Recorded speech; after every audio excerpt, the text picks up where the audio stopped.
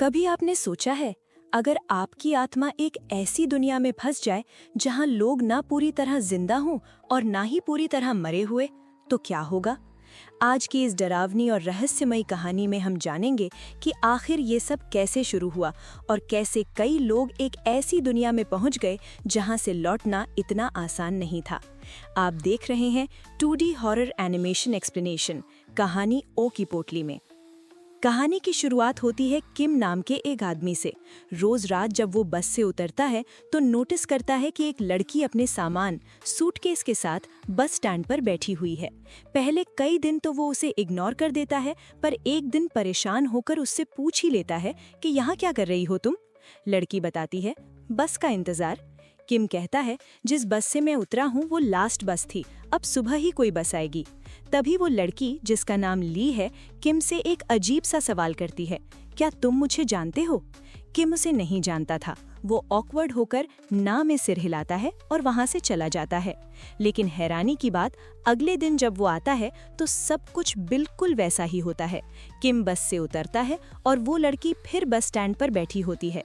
फर्क बस इतना था कि आज बारिश हो रही थी। किम को उस पर तरस आ जाता है और वो उसे अपने घर रात गुजारने के लिए ले आता है।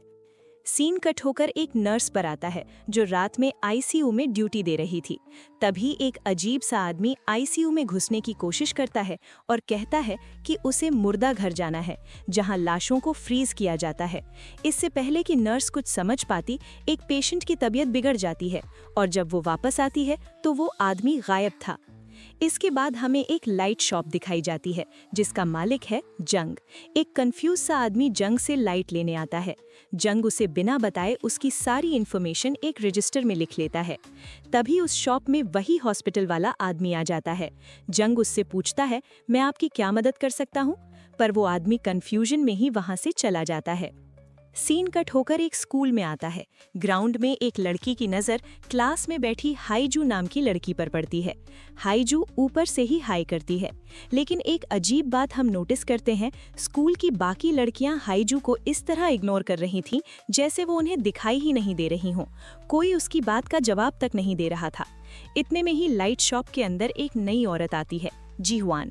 वो खामोशी से शॉप देखती है और जैसे ही एक लाइट को छूने लगती है, जंग उसे बहुत ही अजीब और सख्त लहजे में मना कर देता है, जैसे उस लाइट को टच करके वो औरत किसी को मारना चाह रही हो। इधर हाईजू बारिश में स्कूल से घर जा रही थी। डर के मारे वो लाइट शॉप के अंदर आ जाती है। जंग हाईजू को बहुत अच्छे से जानता था और उसे एक कैंडी देता है। हाईजू डरते हुए बताती है कि आसपास बहुत सारे भूत रहते हैं। तब जंग उसे एक शॉकिंग बात बताता है, तुम्हें ऊपर वाले से एक गिफ्ट मिला है, तुम्हें आत्माओं, भूतों और स्पिरिट्स को देख सकती हो। हाईजू पूछती है, मैं उन्हें पहचानूंगी कैसे? जंग कहता है, उन्हें गौर से देखना, उनके अंदर कुछ न कुछ एबनॉर्मल होगा। हाईजू सोच में पड़ जाती है और तभी उसकी नज़र नीचे एक शीशे पर पड़ती है। उस शीशे में जंग की परछाई नजर आ रही थी, पर वो बिल्कुल बूढ़ा दिख रहा था। मतलब साफ था, जंग खुद भी कोई इंसान नहीं, भूत ही था। सीन वापस किम पर आता है। किम अपने घर में नोटिस करता है कि ली के नाखून उल्टी तरफ लगे हुए थे। वो खौफ से भर जाता है और तभी ली उस पर हमला कर देती है।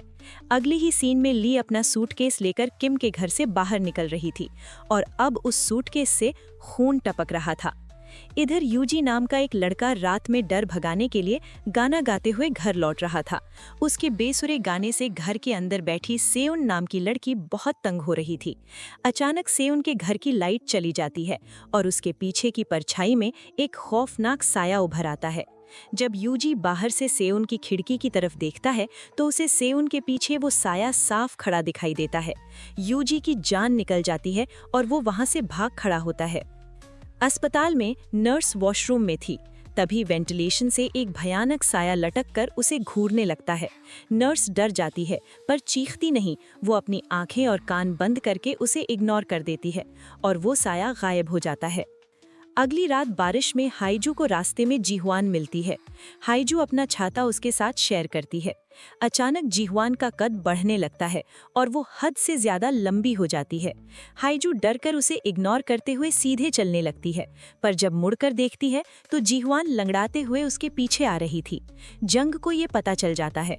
वो भाग कर आता है और जीहुआन के सामने अपना चश्मा उतार देता है। जंग की खौफनाक आंखें देखकर जीहुआन भाग जाती है। अगले दिन यूजी की मुलाकात ली से होती है। ली के सूटकेस से खून रिस रहा था। जब वो सेउन के घर के पास से गुजर रहे थे तो यूजी उस डरावनी साए के बारे में ली को बताता है।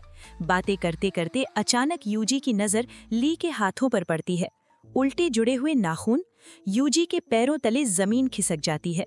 वो कांपने लगता है और लड़खड़ाते हुए वहां से भाग जाता है।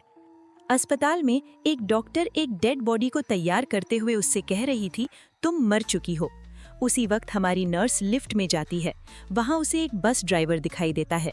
ड्राइवर उसे देखकर रोने लगता है और उसके रोते ही उसके शरीर से इतना पानी निकलता है कि पूरी लिफ्ट भर जाती है। नर्स डूबने ही वाली थी कि अचानक दरवाज़ा खुल जाता है और सब नॉर्मल हो जाता है। नर्स एक मरीज को बताती है कि मौत के मुंह से वापस आने वालों को अक्सर आत्माएं दिखाई देती हैं। इसके बाद नर्स उस मरीज को आईसीयू रूम में ले जाती है और यहाँ कहानी का सबसे बड़ा ट्विस्ट सामने आता है।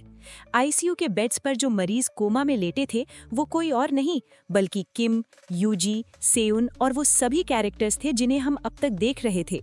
मतलब ये लोग मरे नहीं थे, ये सभी कोमा में थे और इनकी आत्माएं मौत और जिंदगी के बीच की इस अजीब दुनिया में भटक रही थीं। हाईजू हर रोज अपनी मॉम के लिए लाइट शॉप से बल्ब लाती थी, पर वो तुरंत खराब हो जाते थे। एक दिन जब हाईजू अपनी मॉम के गले लगती है तो उसे उनकी बॉडी से ताजे फूलों की तेज खुशबू आती है। कहानी असल दुनिया में आती है, जहां डॉक्टर जिस डेड बॉडी के इर्द गिर्द फूल सजा रही थी वो किसी और की नहीं, हाईजू की मॉम की थी। मतलब हाईजू और उसकी मॉम दोनों इस वक्त कोमा और मौत की दुनिया में एक साथ थे। ये सब इस दुनिया में पहुंचे कैसे? कहानी अतीत में जाती है। एक भयानक बस एक्सीडेंट। उसी बस ड्राइवर की बस जिसमें यूजी, किम, सेउन और हाईजू की मॉम सवार थीं। बस के ब्रेक्स फेल हो गए और बस ब्रिज तोड़ते हुए पानी में गिर गई। हमें पता चलता है कि ली, जिसे हम किलर समझ रहे थे, वो असल में किम की मंगेतर थी। किम की मौत की झूठी खबर सुनकर ली ने सुसाइड कर लिया था। उसने इतने दर्दनाक तरीके से जान दी थी कि उसके नाखून तक टूट गए थे। इसीलिए सोल्स की दुनिया में उसके नाखून उल्टे थे। सेउन को बचाने के लिए उसकी दोस्त जी हुआन ने खुद को दांव पर लगा दिया था। डिटेक्टिव जब लाइट शॉप में जंग से उसका राज पूछता है तो जंग अपना चश्मा उतारकर अपनी डिमोनिक आंखें दिखाता है। वो बताता है, सालों पहले एक बिल्डिंग गिरने से मैं मर गया था, पर मेरी बेटी जिंदा बच गई थी। मुझे पता चला कि मरने के बाद आत्माएं इस लाइट शॉप पर जरूर आती हैं। अपनी बेटी से एक आखिरी बार मिलने की उम्मीद में मैं सालों से ये दुकान चला रहा हूँ। बस ड्राइवर, जो खुद को एक्सीडेंट का जिम्मेदार मानता था, वो आत्माओं को उनकी लाइट तक पहुंचाने का जिम्मा लेता है। वो यूजी को लाइट शॉप लाता है। यूजी अपनी चमकती लाइट छूता है और असली दुनिया में होश में आ जाता है। ली जबरदस्ती किम को लाइट शॉप लाती है। वो उसे सच्चाई बताती है कि वो खुद मर चुकी है, पर किम जिंदा है। किम अपनी लाइट छूकर वापस लौट जाता है और पीछे छूट जाती है ली, जो फूट फूट कर रोती है क्योंकि वो अपने प्यार को कभी नहीं देख पाएगी। सेवन लाइट शॉप पहुंचती है, पर उसकी लाइट बहुत मध्यम थी। जब उसे पता चलता है कि उसकी दोस्त जीहुआन मर चुकी है तो वो जिंदा होने से इनकार कर देती है और अपनी दोस्त के साथ ही हमेशा के लिए आत्माओं की दुनिया में रुक जाती है। यहाँ पर एक बहुत बड़ा राज और खुलता है। जंग की वो खोई हुई बेटी कोई और नहीं, हाईजू की मॉम थी। जंग फाइनली अपनी बेटी को गले लगाता है। हाईजू को जब सच्चाई पता चलती है कि उसकी मॉम मर चुकी है तो वो बुरी तरह टूट जाती है। वो लाइट लेने से इनकार कर देती है, लेकिन एक माँ का प्यार कहाँ हार मानता है। उसकी मॉम उसे गले लगाती है और जबरदस्ती उसके हाथों में जिंदगी की लाइट थमा देती है। कहानी अपने अंत पर आती है। असली दुनिया में यूजी और किम नॉर्मल जिंदगी जी रहे हैं। किम को ली के बारे में कुछ याद नहीं, बस इतना याद है कि ली ने उसकी मदद की थी। डिटेक्टिव भी कोमा से बाहर आ चुके हैं। हाईजू जिंदा तो है, पर अपनी मॉम को बहुत मिस करती है और उस आत्माओं की दुनिया में वो बस ड्राइवर अब वहां फंसी आत्माओं की मदद करता है और लाइट शॉप में जंग अपनी बेटी यानी हाईजू की मॉम के साथ मिलकर खुशी खुशी रहता है।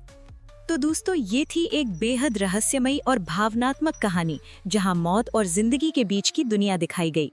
अगर आपको ऐसी ही 2D हॉरर एनिमेशन एक्सप्लेनेशन वाली कहानियां पसंद हैं, तो वीडियो को लाइक जरूर करें, अपने दोस्तों के साथ शेयर करें और चैनल को सब्सक्राइब करना बिल्कुल मत भूलिए, क्योंकि आप देख रहे हैं कहानी ओ की पोटली, जहां हर कहानी खोलती है एक नई रहस्यमयी पोटली।